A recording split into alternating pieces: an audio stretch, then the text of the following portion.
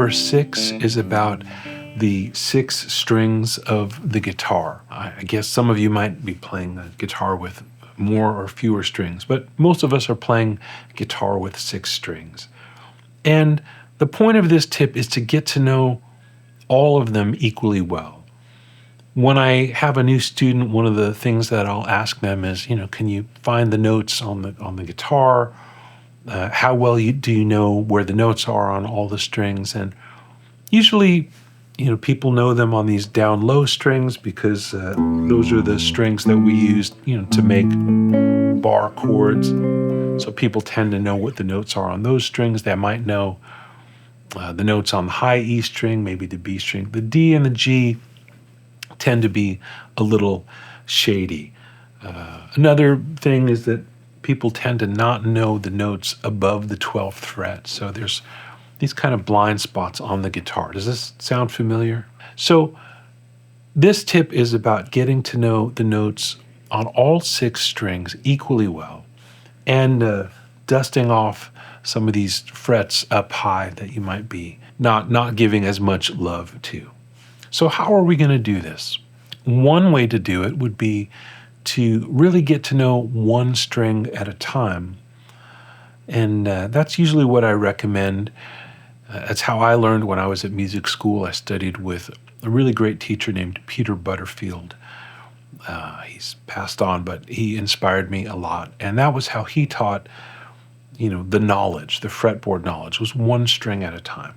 So let's look at the high E string. We'll start there. That might be one that you know, and then we'll work our way down and get to some of these lesser known strings. So one thing that we can do is just get to know the natural notes. Don't worry about the flats and sharps right now, but just the, A, B, C, D, E, F, G on the high E string. So we start with E, because that's the open string. And as we go up, first fret is F, third fret is G, fifth fret is A, seventh fret is B, eighth fret is C. D is at the 10th fret, 12th fret is E again. So now we're at E. We started with open E. We're at E again at the 12th fret. And the same pattern continues. F, G, A, B, C. And this guitar doesn't have a D, but yours might even go up all the way to another E up there. So once you can do that, go up, go back down, then there's a couple ways to go a little deeper with that. One is just to try to play a melody using just those notes. So I'll play Happy Birthday because that's one that most everybody knows. So if we're in the key of C, the opening note is G.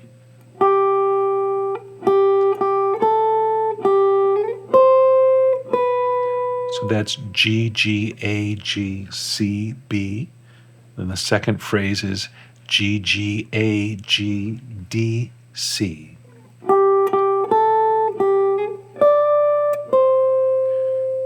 Third phrase is G, G, high G, E, C, B, A. Then we go up to F, E, C, D, C. So that's one way that you could get to know one string is learn the C major scale. Those are all the natural notes. And then play some melodies. That's just one that is easy. I would stick to simple things like that, nursery rhymes, children's songs. Don't try to play anything unnecessarily complex. This is not about flexing or trying to impress anybody. We're just really trying to get to know the notes and get to know the feel of these different intervals. So that's one thing that you can do. Another thing that you could do is use the circle of fourths. Now, maybe you've heard of the circle of fourths, maybe you've used it or seen a diagram of it. What that would be is if you imagine a circle with 12 points around it, not unlike a clock where you would put C at 12 o'clock. At 1 o'clock, you'd have F. So that's the distance of a fourth. We call it that because if you start on the C in a C scale and go up to the fourth note, that note is F. So C to F is a perfect fourth. And then from F, we're not going to stay in the key of C now. We're going to think of F as this new key. We're in F. So what is the fourth note of an F major scale? It's B flat. So C is at noon, F is at 1 o'clock, B flat is at 2 o'clock. From B flat, again, we imagine that's the starting point. At 3 o'clock would be this E flat. So C, F, B flat, E flat, A flat, D flat, and down at 6 o'clock would be G flat, or we could rename it as F sharp if we want to get into sharps. So C is at noon, F sharp is at 6 o'clock, and then let's come back up. So F sharp, B, right?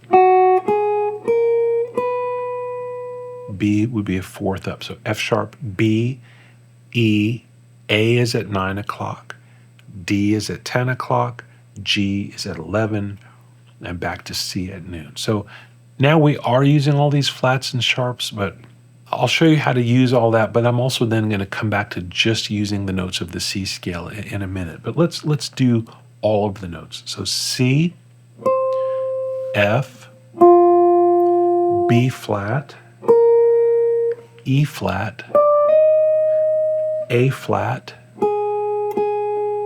D flat, G flat or F sharp.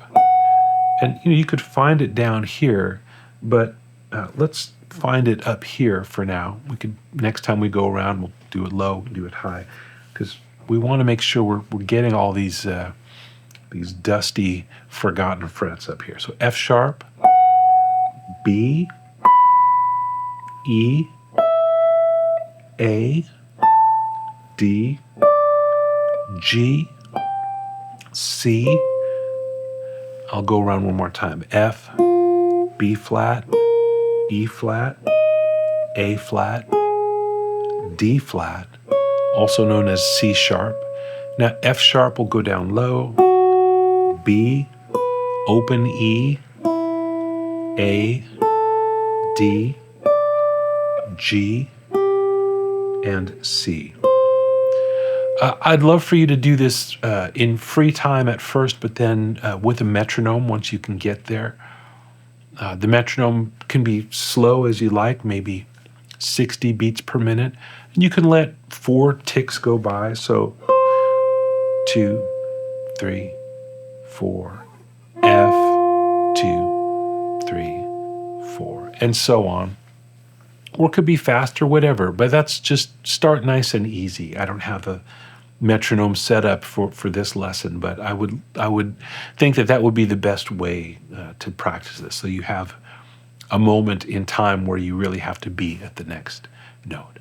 So that's using the pure circle of fourths. But I also want to mention the diatonic circle of fourths, which I find, at least with my students, fewer of them have heard of that or used that. And it's simply the circle of fourths in one key. So if we do this in C, we just have the natural notes. We don't have any flats or sharps. So we would go, it's no longer a 12-pointed system. It's just the 7 notes of the scale. So C, F, and we skip all the way to B, E, A, D, G, C. C, F, B, E, A, D, G, C. So C, F, B, E, A, D, G, C, and now let's favor the higher places. F, B, E, A, D, G, and C. And you could do this a few times. I don't want to make this video any longer. It's already going to be a long one.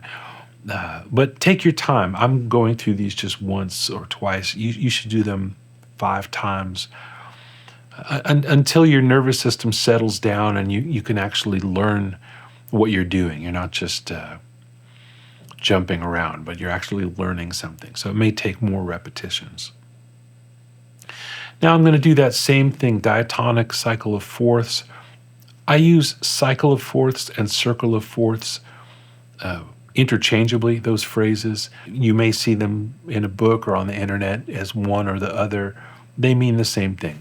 Circle of fourths, cycle of fourths, same. So C, this is on the B string now. C, F, B, E, A, D, G, C, F, open B, E, A, and so on. Let's do it on the G string. So C is at the 5th fret, C, F, B natural, E, A, D, G, C, F. Let's go up for B, E, A, D, G, and C. I was trying to do it without looking. I would encourage you to do it without looking when you can. And then so you'd continue this process. This is not something you need to do all in one day. This could take a few days or weeks. However long it takes is okay. You don't want to rush through it because you're building a foundation for all of the stuff that you're going to play later on, next month, next year, next decade. So take your time, build this foundation one string at a time. And then once you know all of the notes on all of the strings, or at least have a pretty good sense of them, the next thing would be to do 2 strings at a time. And you could play little melodies. So here's first string, second string. So I'm just going to use this little box here. C up here. So C down to E.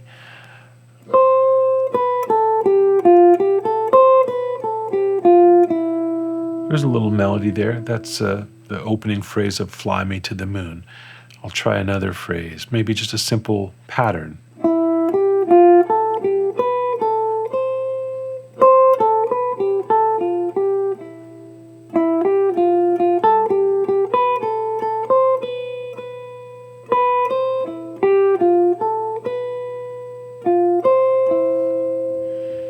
So little melodies, maybe try to imply chords. So I want to imply C, I could just use these 2 notes.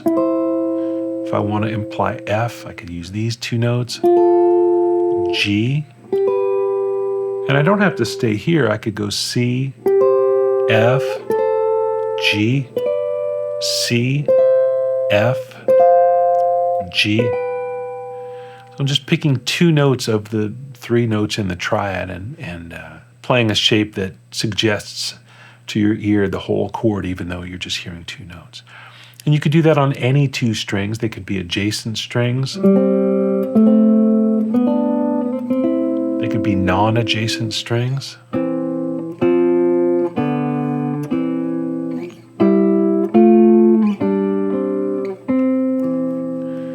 They could be spread farther apart.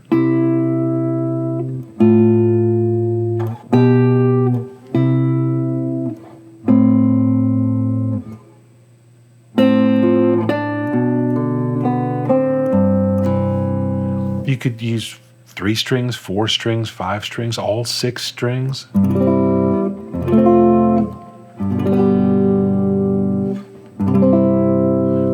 I'm getting ahead of myself here, but that's really the big idea. Learn 1 string at a time.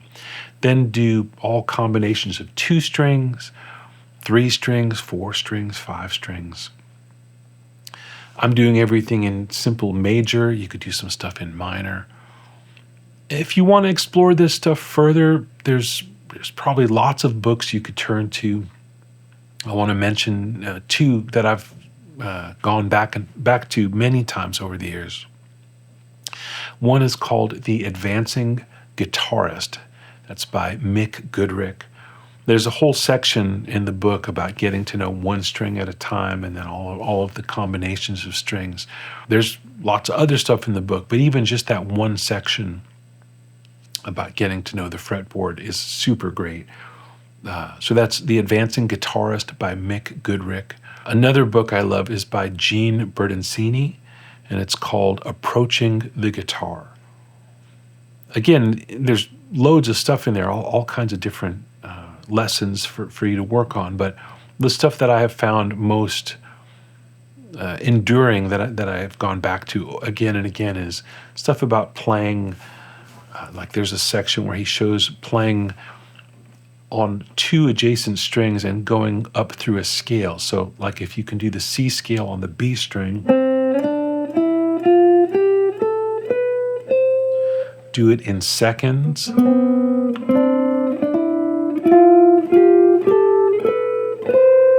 And back down.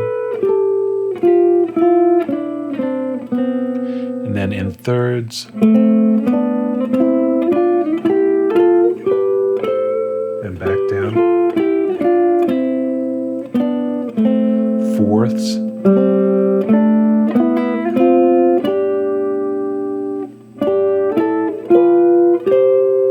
And back down in fifths, and all of the possibilities. It's a really great way to get to know the guitar this way. Of course, we also do some work on the guitar that's just in one position, that's more boxy. All of it is important. All of it is useful. There's not one way. I don't believe there's one way to look at the guitar that's the way. You know, there's this way, there's diagonals. We want to have all of those moves. We want to be kind of all of the chess pieces because different musical contexts are going to require us to move in different ways at different times. And so we want to be able to do all of those things. So tip number 6, there are 6 strings, on most guitars anyway. Get to know all of them one at a time. Get to know them in every kind of combination. This is a lifetime of study, a lifetime of work. Start now. Get to work, learn the guitar, and you're setting yourself up, the future you, you're setting up the future you to be a really well-rounded, well-aware guitarist. So the guitarist can be your playground if you look at it that way. That's how I look at it.